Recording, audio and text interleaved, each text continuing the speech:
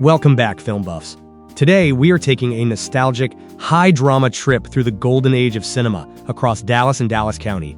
Grab your popcorn as we chart the explosive boom and sudden busts of movie theaters and drive-ins from 1950 to 1959. Let's roll the tape.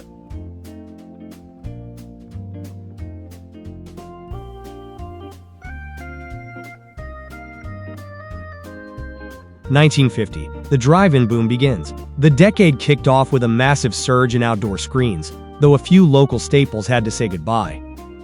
February 8th, the Wheatley Theater, proudly serving the African-American community, opens its doors. March 17th, St. Patrick's Day luck brings the grand opening of the Uptown Theater in Grand Prairie. March 30th, under the Texas stars, the South Loop Drive-In welcomes its first cars. April 7th, the Garland Road Drive-In brings outdoor movie magic to Garland. May 12th, speakers start hanging on car windows at the newly opened Hampton Road Drive-In. June 17th, summer blockbusters find a home at the brand new Jefferson Drive-In. June 23rd, just a week later, the Denton Road Drive-In joins the party. December 12th, a night to remember for patio movie lovers as the Samuel Drive-In officially opens. December 16th, the holiday season gets brighter when the Cinderella Drive-In enjoys its magical opening night. Also opening this year, the Hines Boulevard Drive-In and Irving's 183 Drive-In both debut. End of an era. 1950 also saw the permanent curtain call for the Cliff Queen, the Parkway, and Irving's Old Irving Theater. 1951, rebranding and fresh reels. July 3rd, Raleigh United makes a splash by opening the beautiful Wynnewood Theater. November 3rd, the Lone Star Drive-In ropes in its very first crowds. A new identity, the Hines Boulevard Drive-In gets a fresh look and rebrands as the Big D Drive-In. The casualties, saying goodbye this year, are Interstate's Dalsec, the Encore, and the Haskell. 1952, a year of silence. While no major openings made the headlines, the local theater scene took a hit. 1952 saw the final curtains close for the Dallas, East Grand, Hill, and Kessler theaters. 1953, under the radar. A fresh coat of paint, the classic Rialto Theater gets a massive, modern remodel. The secret screen, the Starlight Drive-In, opens to serve the African-American community. Curiously, it operates completely under the radar, with zero advertisements in the Dallas Morning News. The casualties, the Airway, the Hervé, and the White, all shut down. Meanwhile, the Leo takes its final bow on April 15th. 1954, squeezing out the old. Ladies and gentlemen, this is Cinerama.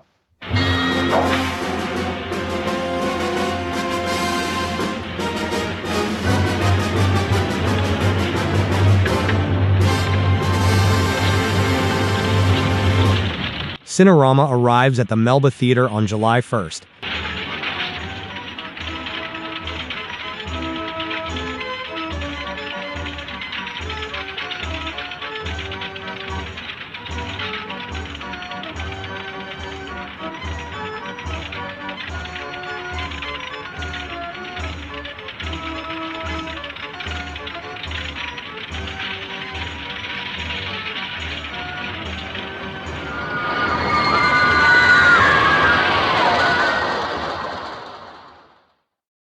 The early 50s mystery, the Wilma Theater, which quietly opened earlier in the decade, continues running strong. A heavy hit of closures. By 1954, a massive wave of closures takes down the Club Alabama, Eagle, Galen, Rita, the Garland, in Garland, and the Rio in Irving.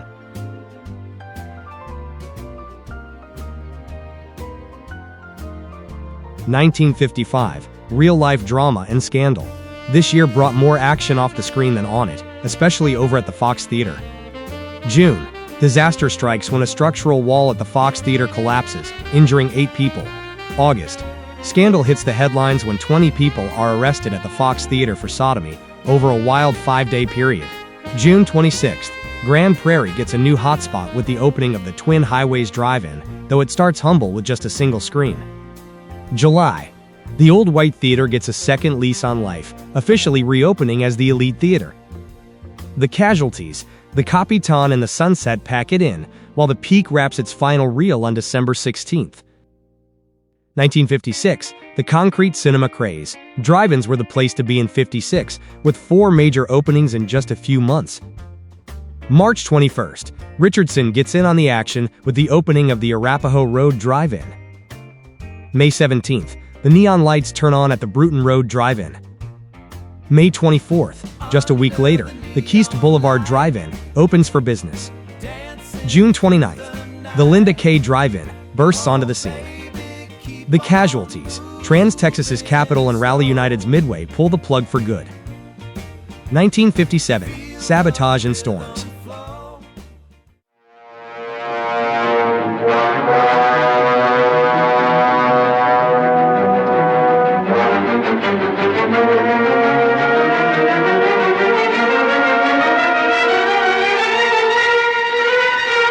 January 29th, the Varsity Theater gets a classy glow-up, reopening as the Fine Arts Theater. The drive-in strike. Drama strikes the Linda K Drive-In when a union activist spikes the entrance, causing severe tire damage to 75 unsuspecting cars. The Casualties de Lagos shuts down permanently. Meanwhile, Richardson's Twin Drive-In suffers a literal blowout, closing on July 18th after a fierce storm completely blows its screen down. 1958, double the screens. July 18th, exactly 1 year after Grand Prairie's Twin Drive-In screen blew down, the Twin Drive-In over in Grand Prairie bounces back in a big way, reopening with 2 screens to double the fun. The Casualties. The Lisbon closes its doors, and the Grove signs off on October 23rd. 1959, the end of an era. The decade wrapped up with a mix of historic milestones and a massive purging of older theaters. May 21st, the Chisholm Drive-In opens to eager moviegoers in Grand Prairie. November 11th, history is made. The Preston Royal Theater opens at the Preston Royal Shopping Center, marking the first brand new indoor movie theater built in Dallas in 12 long years. December 13th, the iconic Loews Melba Theater closes its doors, but it isn't down for long. Trans-Texas Theaters swoops in to reopen it as the flashier Capri Theater. The 1959 Casualties, the Maple, the Plaza, in May, the Rialto, and the Samuel Drive-In, closing again in March, all shut down. The late 1950s Grim Reaper. By the close of the decade, a massive list of neighborhood staples permanently darkened their screens. We said goodbye to the Avon, Beckley, Carver, Century, Harlem, Lincoln, Palace, Park, Star, Wheatley, Wilma, the Garland, in Garland, the Grand, in Lancaster, and the Sylvia, in Seagoville. Thanks for watching. If you love local history and taking trips down memory lane, smash that like button and subscribe to see more videos just like this one. See you at the movies.